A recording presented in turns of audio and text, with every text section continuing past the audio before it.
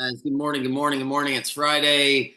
Happy Friday. Hope everybody's doing great. I'm on one today because Dan Quinn, there's just some things I cannot stand, and it's a stupid coach. Just stupid coach. You can make a bad decision, you can be passionate, or you can like heat of the moment, make the wrong sub, or get excited, or forget the challenge, or I feel like there's certain times where a mistake by a coach, you can just be like, whatever. He can learn from it. And then there's other mistakes where I'm like, this guy is dumb. And once I think that you're dumb, you cannot be the head coach. Like if you, holy moly, let me catch my breath. The Commanders are down by two. They're down by two. There's 7.5 minutes left in the game, 8 minutes left, something like that. They're down by two. It's 4th and 2, and it's a 43-yard field goal.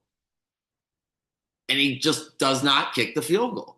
That's not a passionate in the moment, the adrenaline's flowing. I'm not very good at calculating math. I'm not good at calculating odds. I'm not smart guy. Like there is no world where you go for it. There's no world. If it was a 40-39 slobber knocker and the Eagles are going up and down the field and up and down the field, maybe.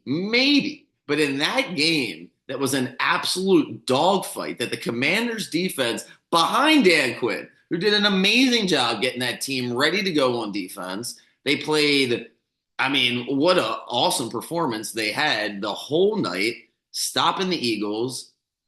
Let them hold the 1 point lead and see if they can get one more stop to win the game. Instead, you send them back out there.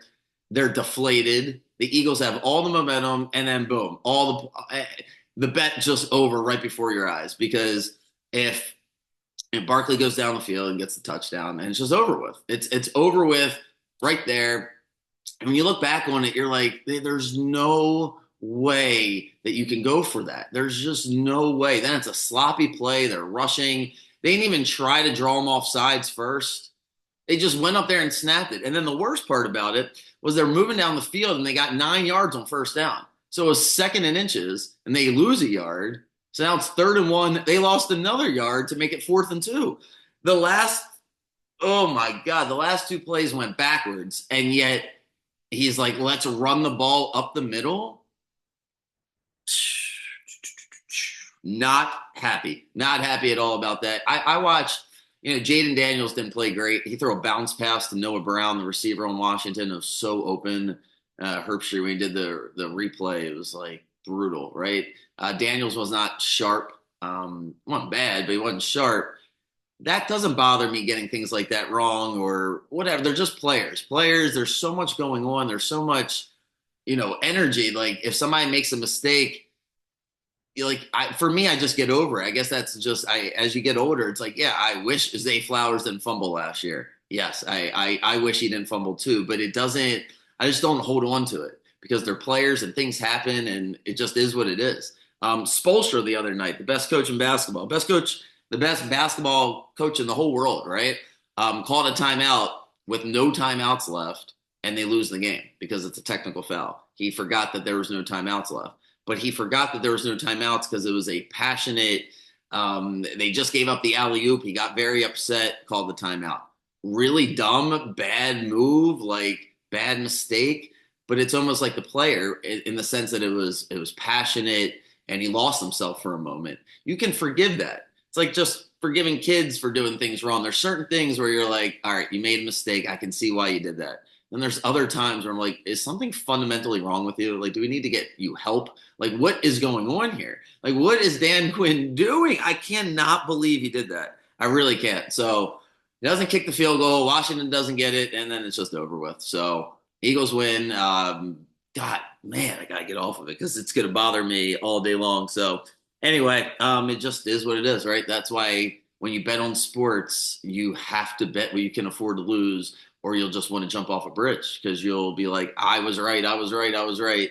And then this happened. And the reality from last night is I wasn't that right about the game. Washington's offense was not explosive. They weren't able to get any big plays. I think Daniels is more hurt than they're letting on. They didn't even throw the ball down the field. Like they didn't even attempt to throw the ball down the field. He missed like I said, he missed Brown on that one big play. Eckler dropped when they were up 7-0. It seemed like forever, and they couldn't put Philadelphia away. But it looked like they were going to still sneak out of there or at least lose 15-13. That's where that game was headed, 13-12 or 15-13. And instead, that's where it goes. So anyway, 2-4, and Jack loses his bet because the kicker doesn't get a chance to kick. So, or J Mart, but anyway, it just is what it is. Let's spin this forward and talk about Mike Tyson and Jake. No, we're definitely not doing that. If you want to watch it, I guess I have a Netflix subscription, so it's gonna be hard not to watch it. No betting advice over here. I don't know. I don't really care, to be honest. That stuff doesn't interest me. But that's on tonight. I will more so be interested in Maryland and Marquette.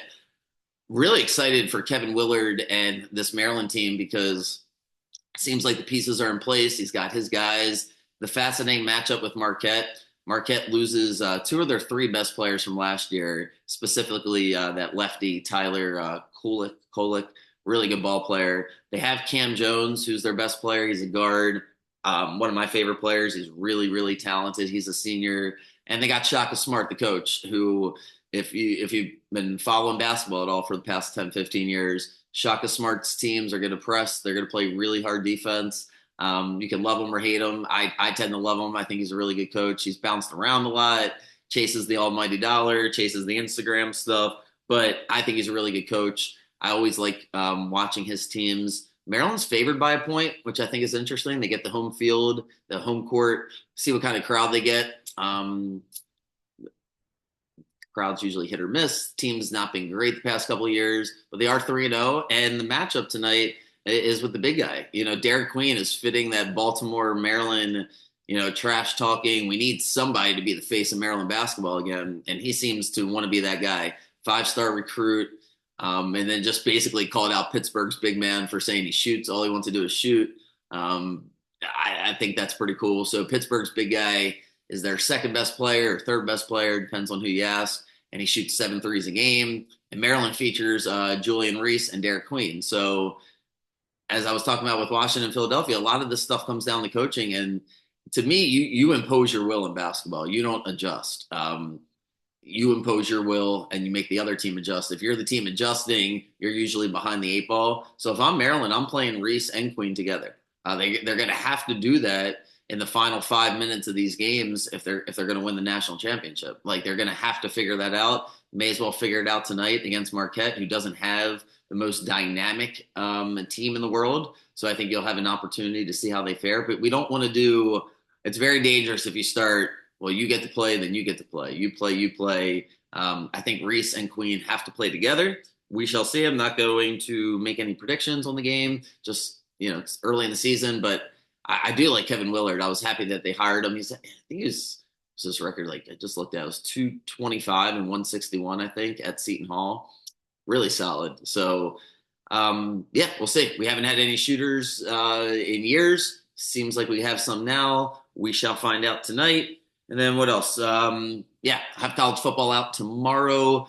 Really excited about the college football slate, and then get back on track here with the NFL. So got the 4-0 on Monday to balance out what happened yesterday. But yeah, 2-4, and I do. I second guess now everything with the Commanders with the head coach. That's just a really bad. I guess I'll finish on this note. Sometimes it's okay. You don't have to copy somebody or just follow somebody. You don't need to do that. But if somebody's successful, whether it's business, parenting, teaching, something, and you're like, well, maybe I should like study what they're doing so I can pick up something. Like I don't always have to be the smartest guy in the room. And Andy Reid has always taken 3 points. The Chiefs always take 3 points. I don't know what this urgency or this excitement or whatever it is to just go for it. It was such a bad decision to go for it. Brutal, really brutal. Uh, Commanders have a softer schedule than Philly, so they can still win the division. Philly's got to play the Rams, Ravens, and Steelers, I think, in the next 3 weeks. But that was a good win for Philly. And Barkley's looking like that I got that one wrong because he is really good. Jalen Hurts, not so much. I feel pretty good about that, but Eagles win. So, all right, I'll shut up about it or I'll be here all day. I shall see you guys in the morning. Have a good day. Appreciate you guys. And yeah, enjoy your Friday, and I'll see you.